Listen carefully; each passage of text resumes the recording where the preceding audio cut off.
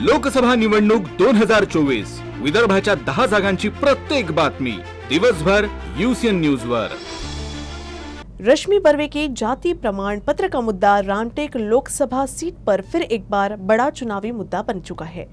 हर दिन इस मामले में नए नए मोड़ आ रहे हैं और इसके बाद राजनीतिक आरोप प्रत्यारोप भी खूब हो रहे हैं।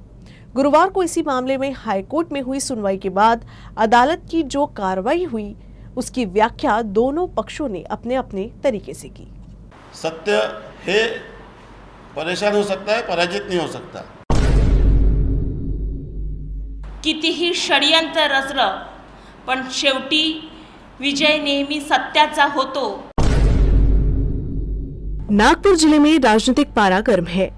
नागपुर लोकसभा सीट में प्रतिद्वंदी उम्मीदवार भले ही शांति से अपने चुनाव प्रचार में जुटे हों, लेकिन जिले की दूसरी सीट रामटेक में पारा गर्म है।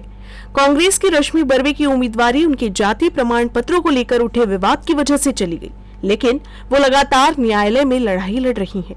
इसी मामले की सुनवाई में हाईकोर्ट में गुरुवार को जो कुछ हुआ उसे बर्वे अपनी जीत के तौर पर पेश कर रही हैं।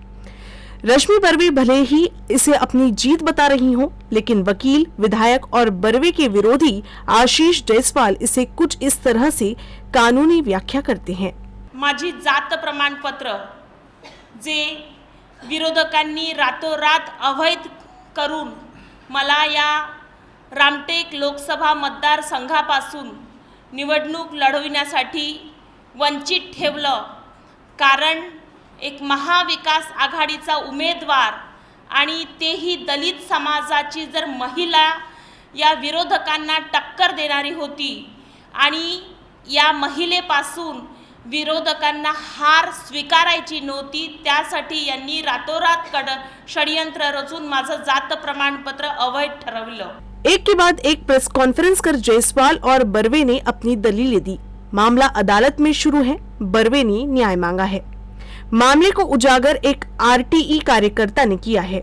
फिर महायुति इसमें क्यों इंटरेस्ट ले रही है, इस पर जयसवाल ने कहा कि इस पूरे मामले का बिल हमारे नाम से फाड़ा जा रहा है, इसीलिए हम इस विषय पर सिर्फ अपना रुख स्पष्ट करना चाहते हैं। पहिले माझ्या माहितीप्रमाणे मी लक्ष ठेवून होतो वकील म्हणून हायकोर्टात, सुप्रीम कोर्टात काय चाललं, तीनदा हे प्रकरण हायकोर्टाने फेटाळलं, सुप्रीम कोर्टाने एंटरटेन केलं नाही आणि आज जे न्यायालयात झालं, आजही न्यायालयाने त्यांना दिलासा दिलेला नाही। आज न्यायालयाने काय म्हटलं, त्यांना निवडणुकीच्या रिंगणात आणण्याची परवानगी दिली नाही। त्यांचा जो नामनिर्देशन पत्र रिजेक्ट झालेला आहे, तो रिजेक्ट झालेला नामनिर्देशन पत्रावर कुठलीही स्थगिती किंवा कुठलाही बदल करण्यास कोर्टाने नकार दिला आहे। ऑर्डरची कॉपी अजून हाती यायची आहे, ती हाती आल्यानंतर त्याच्यावर अधिकचं भाष्य करणं योग्य राहील, परंतु जे मी ऐकलेलं आहे त्या ऐकलेल्या माहितीनुसार त्यांना कुठलाही दिलासा मिळालेला नाही आहे, परंतु हायकोर्टाने रिस्टोर केला आहे। हाईकोर्टाने रिस्टोर केलं नहीं है। आशीष जयसवाल की इस दलील के बावजूद एन चुनाव से पहले खुद के जाति प्रमाण पत्र का मुद्दा अचानक से उठ जाने के पीछे बर्वे सीधे राजनीति से जोड़ रही हैं। बर्वे ने सीधा आरोप भाजपा पर मानसिक प्रताड़ना का लगाया। इसके लिए उन्होंने महाभारत का भी जिक्र किया। आपण बघा की या केसमध्ये महायुतीचा उमेदवार पार्टी नाही आहे, तो सुनील साळवे जे आहे ते उमेदवार आहे आणि त्यांनी फॉर्म भरलेला आहे, त्यांचा फॉर्म व्हॅलिड आहे। व्हॅलिड फॉर्म असून त्यांनी ऑब्जेक्शन घेतलेलं आहे आणि न्यायालयामध्ये जी केस चालू आहे त्यामध्ये राजू पारवे पार्टी नाही आहे, रिस्पॉन्डंट नाही आहे, साळवे रिस्पॉन्डंट आहे, त्यामुळे ती लढाई त्यांची आणि त्यांची आहे। परंतु आम्ही केलेलं आहे, यांनी केलेलं आहे, हे चुकीचं जे भ्रम लोकांमध्ये पसरवलं जात आहे हे पूर्णतः चुकीचं आहे। आज मोठ्या नागपूरच्या बड्या नेत्यांना मी आपल्या माध्यमातून प्रश्न विचारते। एक मोठं असं नाव आहे की ज्यांनी एक धृतराष्ट्र जो महाभारतातले जे धृतराष्ट्र आहे त्यांची भूमिका त्यांनी निभावली।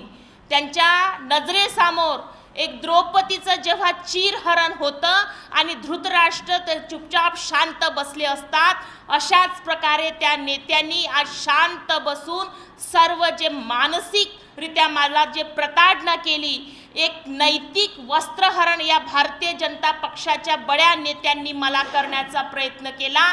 रश्मि बर्वे के मुताबिक हार के डर से महायुति ने एक षड्यंत्र कर उन्हें चुनाव लड़ने से रोका है। इसका खामियाजा ऐसा करने वाले भुगतेंगे। दूसरी तरफ जायसवाल ने कहा कि कांग्रेस हार के डर की वजह से रश्मि बर्वे के नाम का इस्तेमाल कर रही है। कैमरामैन मिथुन आदमने के साथ दिव्येश द्विवेदी, UCN न्यूज, नागपुर।